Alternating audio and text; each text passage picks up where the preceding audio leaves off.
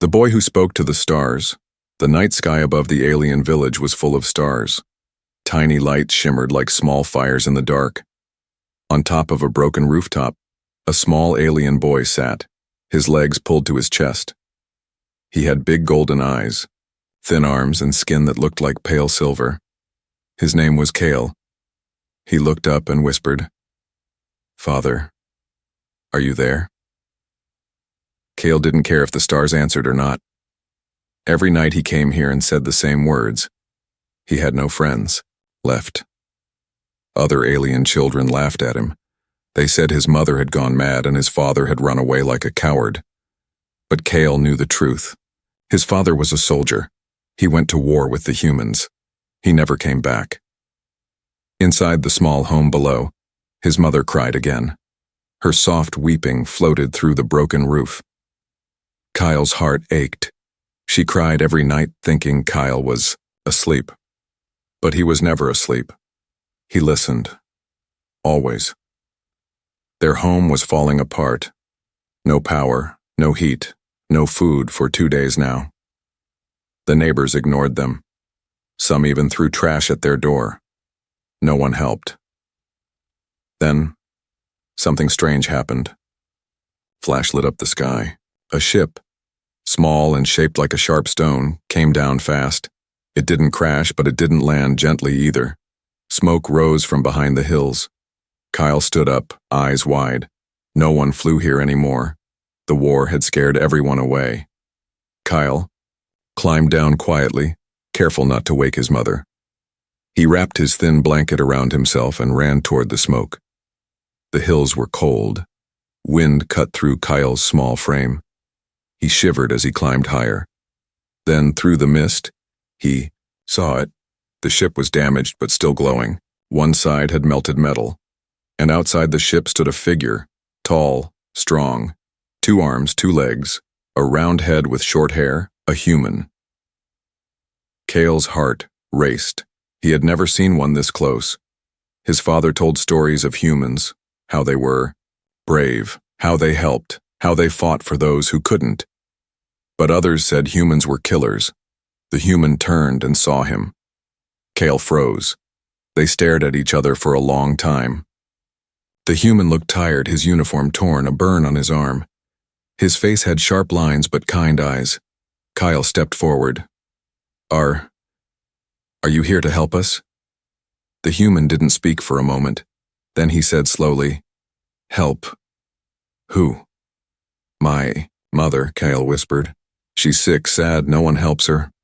I asked the stars, but maybe they sent you." The human blinked. He looked surprised. Then he smiled. They walked back together, Kale leading. The human's name was Grant. He was a scout pilot. His ship was hit by space debris. He landed by accident. But when Kale told him about his mother, he followed. As they reached the small broken home, Grant stopped. "This is where you live?" he asked. Kale nodded. The door was bent and didn't close right. The lights inside didn't work. Cold wind passed through the cracks in the wall. Kale pushed the door. "Mama?" Inside, the alien woman sat near a dead heater, her arms around herself. Her eyes were red from crying. She looked up and saw the human. She gasped. "No, get out," she shouted, her voice weak and shaking. "Don't hurt my son." Grant raised his hands. "I won't hurt anyone," he said. "He asked me to come." She looked at Kale. "You brought a human?" "He's not bad," Kale said. "He came from the stars, like father." That broke her. Tears rolled down her cheeks. She turned away and said nothing more. Grant looked around the room. He saw the broken heater, the empty bowls, the blankets too thin for winter. He said nothing, but something in his eyes changed. Without asking, he walked back outside. Kale followed. "Where are you going?" "To fix the heater," Grant said simply. Later that night, warmth returned to the room for the first time in weeks. Grant had used parts from his ship. He even gave them dry food packs. Kale smiled, holding the warm bowl with both hands. His mother sat quietly, still unsure. As Grant stood to leave, Cale asked softly, "Will you come back tomorrow?" Grant looked at him for a long time. Then he nodded once. Kyle watched him walk away into the cold night. He looked up at the sky again, and this time, for the first time, he whispered, "Thank you, stars." A stranger in the smoke curled into the cold sky, rising from the hill where the ship had landed. Kyle had returned home, but his heart stayed behind, with the stranger. The human had said he would return, but aliens had learned not to trust such promises. Too many left. Too many lied. Cale sat near the repaired heater. Warmth touched his skin, but not his thoughts. His mother hadn't spoken since Grant left. She stared into nothing. Her eyes were open, but she wasn't really there. The food was half-eaten. She didn't seem to taste it. "He fixed the heater, Mama," Cale whispered. "And he said he'll come back." She didn't answer. She just pulled her shawl tighter and curled into herself. Cale frowned and stood up. "I'm going to check if the smoke is still there." The boy ran back over the snowy hills. His small feet left light tracks. The wind blew hard, but he didn't stop. Not this time. When he reached the crash site, the ship was still there. But something was different. The smoke was thicker now. Darker. Hotter. Cale's chest tightened. "Hello?" he called. "Human?"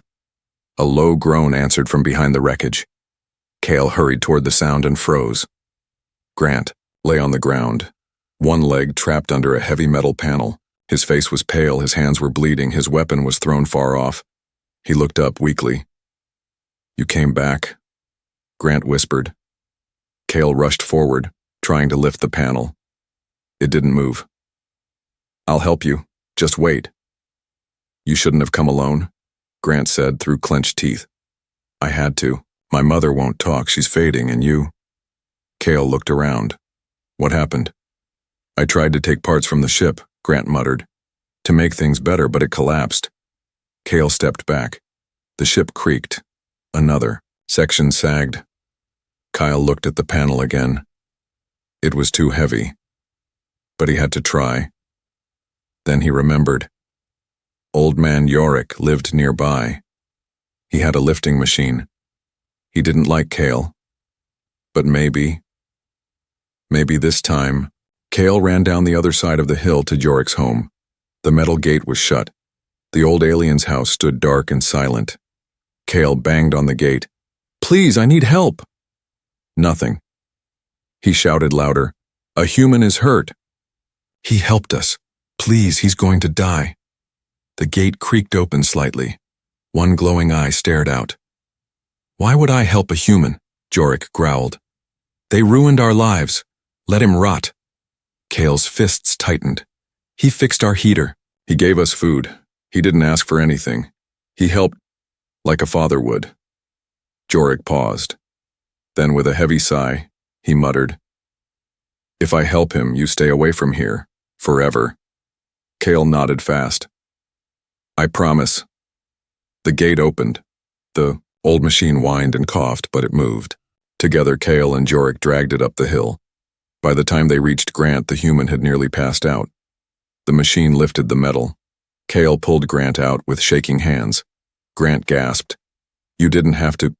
"Yes, I did," Cale said. They laid him on a cloth. His leg was badly hurt. Yorick handed Cale a small med kit. "Use this. It's alien tech. Won't work forever, but it'll stop the bleeding." Cale followed the instructions. Grant groaned again, then fell asleep. Yorick stood up. "He'll live. Maybe." Then he looked at Cale and said something strange. "You have a fighter's heart, like your father." Cale's eyes widened. "You knew him?" Yorick nodded. "Too well." But before Cale could ask more, Yorick turned and left. "Take care of your guest, boy. Not all humans are monsters, but not all are heroes either." Cale and Grant stayed near the fire that night, just outside the ship. Grant's leg was wrapped tight. Cale sat beside him. The human opened his eyes. "You saved me," he said. You saved us first, Cale replied. Grant smiled. Then we're even. Cale looked at the stars. No, not yet. Grant raised an eyebrow. Why not? Because I'm going to make sure you walk again. And my mother, I want her to smile again too. Grant nodded slowly. That might be the hardest part. Cale smiled for the first time that day. I'll still try. She doesn't speak to anyone anymore. The house was quiet, too quiet. Cale opened the door slowly and peeked inside. The warmth from the repaired heater still filled the room, but something felt cold. His mother sat in the same place, on the floor, back against the wall, arms wrapped around her legs. Her eyes stared at the empty space ahead, not blinking, not moving. She hadn't spoken since Grant left 2 days ago. Not a word. Kyle stepped in. Mama, he said softly. No reply. I brought more food, he added, holding out the small ration Pat Grant gave him before sleeping. Still nothing. Cale sighed and sat beside her. The human is alive. I helped him. Old Jorik helped too. His mother blinked once. Her head tilted slightly. Jorik? Cale nodded quickly. Yes. He helped me lift the metal that trapped the human. She looked at him for a moment. Then, her gaze dropped again. It doesn't matter, she whispered, voice dry like dust. Nothing matters anymore. Cale's heart sank. He wanted to scream, to shake her, to make her feel again, but he didn't. Instead, he reached into his pocket and pulled out something small, his father's badge, a symbol of the soldier's rank, rusted, cracked, but still bright in the middle. He placed it on her lap. He didn't run away, Mama. He died trying to protect people. She stared at the badge for a long time. Her lips trembled. Then she said the same words she always said. They lied to us, everyone lied. That night, the wind howled outside. The heater hummed softly, trying its best to fight the cold. Cale sat near the window, watching the hills. A dim light flickered near. The crash site. Grant was still there, healing slowly. Cale wanted to bring him here, inside, where it was warm. But he was afraid of how his mother would react. He looked back at her. She had finally fallen asleep, holding the badge in both hands like a lifeline. Cale made a decision. The next morning, Cale climbed the hills again. The snow had thickened overnight. His feet were wet, but he didn't care.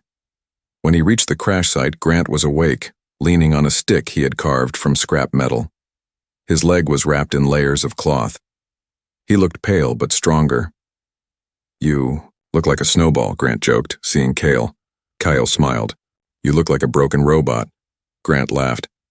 Fair enough. Kyle walked closer. You should come to our house. It's warm now. The heater works. There's food. I can help you walk. Grant shook his head. I don't think your mother wants me there. She doesn't want anything anymore, Kyle said. But maybe, if she sees you again. Grant was silent. Then he said, All right, but only if you help carry my stuff. Cale grinned. Deal. It took them an hour to reach the house. Grant limped slowly, using Cale's shoulder for support. When they finally arrived, Cale opened the door and helped him inside. His mother was awake, sitting up, eyes alert. When she saw the human, she froze. Cale closed the door. Grant stood still. The silence was painful. Then she said, Why did you bring him here? Cale stepped forward. Because he's alone too. She didn't reply. Grant spoke next. I'm not here to stay, just to rest. I thought, maybe it would be better if I wasn't out in the snow. She didn't answer. He added, I know what it's like to lose someone. My brother died in the same war, on this planet. Her eyes moved. For the first time, she looked at him, not past him. You fought in that war? Grant nodded. I didn't want to, but I had to. Not all of us had a choice. She looked down again. None of us did. The room was quiet again, but the air had changed. Kyle lit a small lantern and brought the ration pack forward. His mother didn't stop him this time. Grant sat near the wall. He didn't talk much, just rested. Later, as Cale drifted to sleep, near the heater he heard something he hadn't heard in weeks, his mother's voice. Soft. Tired. Thank you, she whispered to Grant. The human didn't reply. He just smiled. That night the stars outside shined a little brighter, and for the first time, Cale didn't feel alone. Food, fire, and forgotten dreams. The smell of warm broth filled the little house. For the first time in many months, there was real food, not just old dry powder or cold water. Grant had opened another survival pack and made something that steamed and smelled strange, but good. Kyle stared at the pot, eyes wide. His mother sat on the edge of her blanket, silent. But her head was slightly turned toward the scent. I added a bit of salt, Grant said, stirring. Not sure if your kind likes that. Cale leaned forward. If it tastes like anything, we'll like it. The fire inside the heater crackled softly. The room was warmer than ever. Not just from heat, but from something else. Something softer. Still, the woman didn't move much. She held her husband's badge tight in her hand the same way one might hold a wound. Dinner's ready, Grant said, placing small bowls on the floor. Cale took one. His mother hesitated, then slowly reached for it. Her fingers shook, she tasted the soup.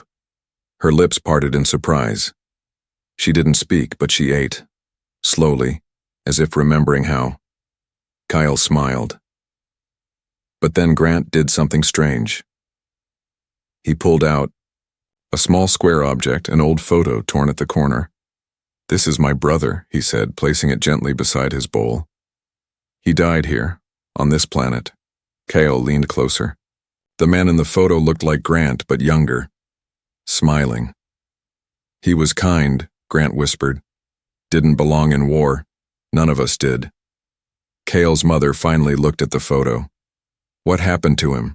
She asked softly. Grant's eyes darkened.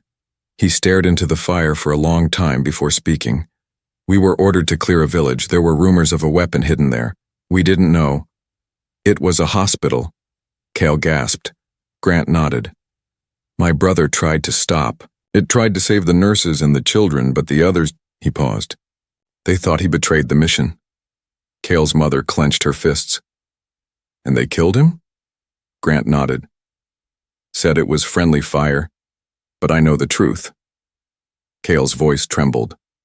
I thought all humans were heroes. Grant looked at him. We're not. Some are good, some are monsters, same as your kind. There was silence again, but now it felt like truth, not pain. Cale's mother looked at him carefully. Then why help us? She asked. Because I couldn't. Save my brother, Grant said. But maybe I can help someone else. That night after the fire dimmed, Grant asked a quiet question. What was your husband like? Cale's mother didn't answer right away. Her eyes moved to the badge. Her fingers traced the edges slowly. He was quiet, she said at last, but strong, not in body, in heart. She closed her eyes. He didn't leave us. He sent letters until the very end. The last one came with ashes and silence. Grant nodded. I'll help you find out what really happened, if you want. Her eyes opened sharply. What do you mean? Grant reached into his coat and pulled out a thin, glowing disc. Soldier logs. I copied them before leaving the fleet. They're not complete, but there's a name. Your husband's. Kyle sat up fast. You have something about my father? Grant looked at both of them. Yes, but we have to be careful. If others find out I'm helping you, they might not be happy. Kyle's mother looked at him like she was seeing him for the first time. You risked your life to come here. Now you risk it again to help us? Grant smiled faintly. Some things are worth it. Later, Kyle lay under the warmest blanket in the house. His stomach was full. His heart, for the first time, was not empty. He whispered toward the window. "Father, I think someone good finally found us." Outside, snow fell quietly, but inside, there was food, there was fire, and maybe, just maybe, forgotten dreams were waking up. He fixed the roof. And then her heart rain came suddenly on that broken world. The roof, already cracked and full of holes, let the water drip through like a slow leak of sadness. The heater hissed as droplets landed on it. Cold wind blew through the thin walls. Cale rushed to cover their blankets. His mother held her bowl close, shoulders tight. But Grant stood in the center of the room, looking up. "This place is going to fall apart if we don't fix it soon," he said. Cale looked at him. "Can you fix the roof?" Grant gave a small smile. "It's just wood and metal. I've worked with worse." The next morning, Grant was already outside before Cale woke up. His limp was still bad, but he moved with purpose. He had pulled scraps from his ship and borrowed tools from Old Man Jorik after some arguing. With Cale's help, he climbed up the side of the house. The sky was still cloudy, but it hadn't started raining again.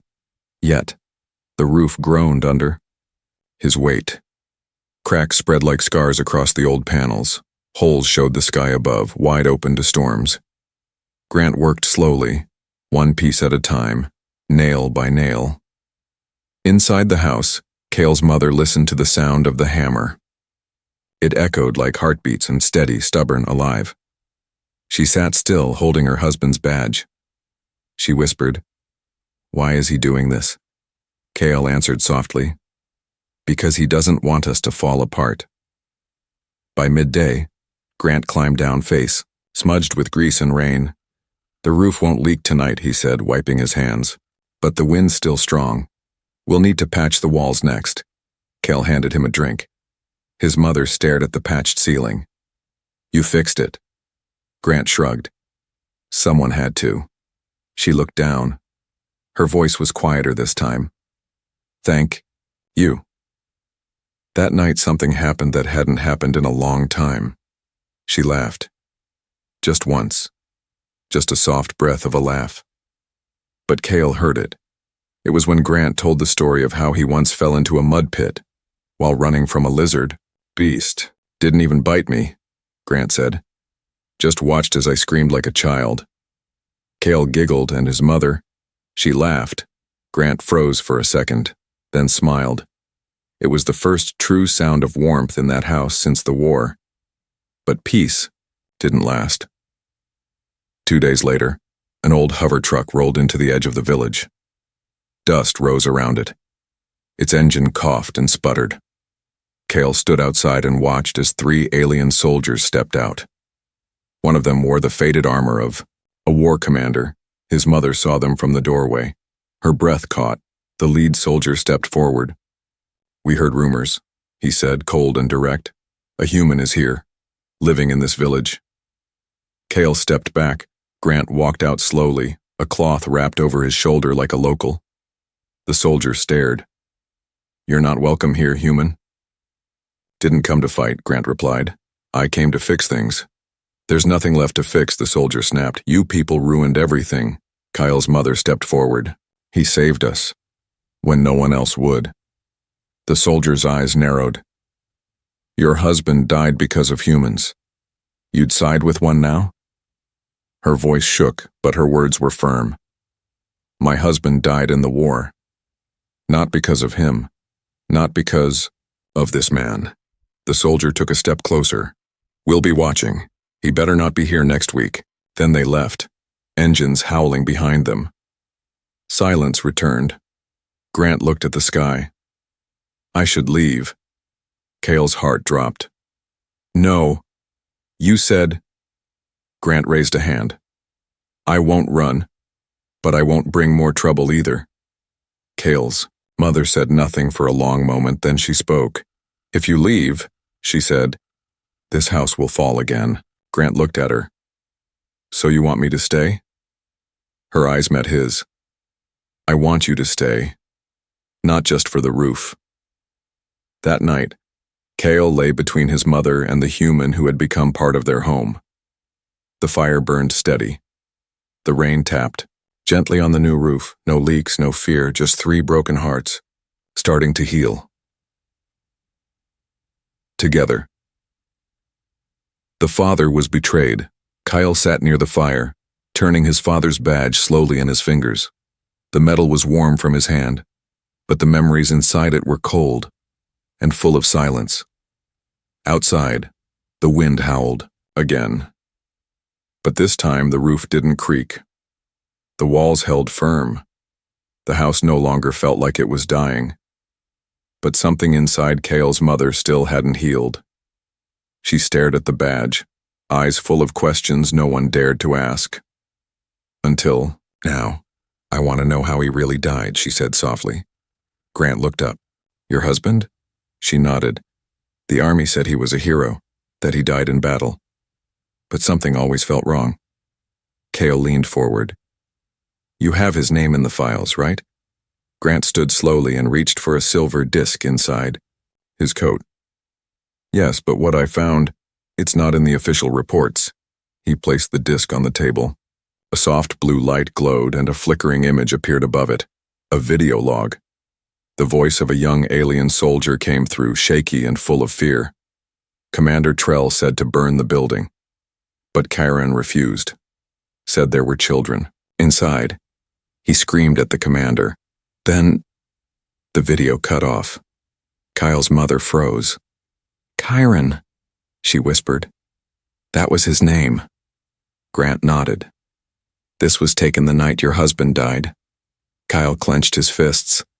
He didn't die in battle. He was murdered. Grant pulled out another file. I found a name, Commander Trell. He signed the report about your husband's death, but he also gave the order to destroy the civilian site. Kale's mother stood up, trembling. Trell, that's the man who came here last week. Grant's face darkened. Then he came to make sure the past stayed buried. Kale ran outside, unable to sit still. The sky above was full of moving clouds. Stars blinked in and out like scared eyes.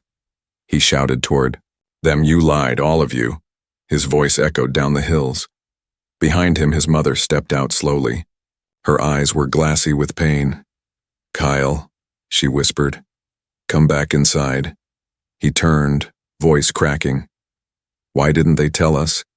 Why didn't anyone fight for him? Because they were afraid, she said. Just like I was. Kyle looked down. You're not afraid anymore, are you? She took his hand. No, she said. Not anymore. Back inside, Grant had packed his bag. Kale frowned. Where are you going? To the base ruins, Grant said. The files say there's still one data core left buried in the rubble. If we find it, we can prove your father was betrayed. Kale stepped forward. I'm coming with you. No, his mother said firmly, but Kale shook his head. If you don't want me to be afraid, then I have to help. Grant looked at both of them, then he nodded. We leave at dawn. The next morning, fog covered the valley. They walked in silence, Kyle and Grant, past the frozen trees and broken metal of old war machines. The ruins of the military base were half swallowed by earth and snow. Long dead lights flickered as they stepped inside. Everything smelled of dust and loss. In the control room, Grant searched through the rubble. Finally, his fingers touched a cold metal cube. The core. He plugged in his tool. Kale waited, heart racing. Lines of old code appeared. Names, orders, video logs, and then the truth. It showed Chiron, Kale's father, standing in front of a burning building. Children screaming inside. He argued with Trell, begged him to stop. But Trell ordered the attack. When Chiron refused, he was shot from behind. By his own men. Kale stared at the screen, breath caught in his chest. His knees buckled and he fell to the floor. Grant caught him. He didn't run. Kale sobbed. He tried to save them. Grant's voice was quiet. He died protecting the innocent. That's what real soldiers do. They returned home in silence. Kale's mother took the data core into her hands. She didn't cry. She just held it close to her chest and whispered, Now I know. And so will everyone else. Grant looked at her. Are you ready to fight for Justice? She looked up. I already am. Outside, the village lights blinked awake one by one. But inside that small home, something brighter had already been lit. The truth. And once it burns, it cannot be hidden again. Please stay with us. The sun rose slowly over the cold hills, touching the village with a golden light it hadn't seen in years. Snow melted softly on the rooftops. Smoke curled from heaters. And in the smallest house on the edge of the village, something big was happening. Cale stood outside with the memory core in his hands. Inside it was proof. Proof his father had been betrayed. Murdered. Silenced. But not anymore. His mother had sent the files across the local grid the night before. Not hidden. Not quiet. She sent it everywhere. At first, there was only silence. Then, the neighbors came, then the soldiers. Old man Jorik came limping across the path holding a printed copy of the report. His eyes were wide. You sent this? He asked, looking at her. She nodded. They buried the truth. I'm digging it out. Another alien woman stepped forward. He saved our children, and they called him a traitor. Then more voices joined, angry, shocked, supportive. But not all of them. A black truck appeared near the village gate. Commander Trell stepped out again, his armor clean, his face hard. 2 guards stood behind him. He marched toward the house. Cale's mother stood tall in front of the door, Grant beside her. You have no right, Trell began. I have every right, she interrupted. My husband was loyal, and you killed him to hide your own crimes. Trell laughed coldly. You think anyone will believe you? Grant stepped forward, holding up the memory core. They already do, he said. Behind him, dozens of villagers stood watching. Some were recording. Some were armed. All were silent. Trell's smile faded. You'll regret this, he hissed. No, she said calmly. You will.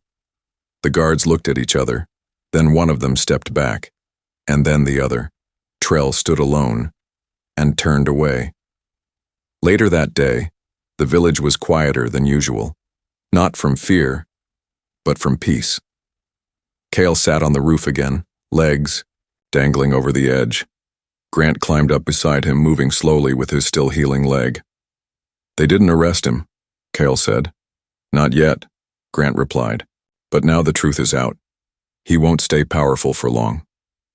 Kyle looked at the sky. It feels different now. Grant nodded. Because it is. Kyle glanced at him.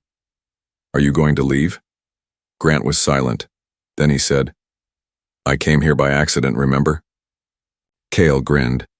Yeah, but maybe you stayed on purpose. Down below, Cale's mother was fixing a broken window. She hummed a soft tune, one her husband used to sing. Her hands moved with purpose. Her eyes no longer looked lost. When Grant stepped, inside she stood up. I'm going to rebuild the house, she said. Stronger, safer. I'll help, he offered. She looked at him, quiet for a moment. You don't have to. I want to. Their eyes met. Neither spoke for a long moment. Then she said it. Words Kyle had been waiting to hear. Please, stay with us. That night, the 3 of them sat around the heater. No one cried. No one shouted. They just sat, in peace. Cale fell asleep with a smile. His mother watched the fire. Grant looked at the stars through the window. And for the first time in years, they all felt like they belonged. Not because of blood, not because of duty, but because they chose each other. The end.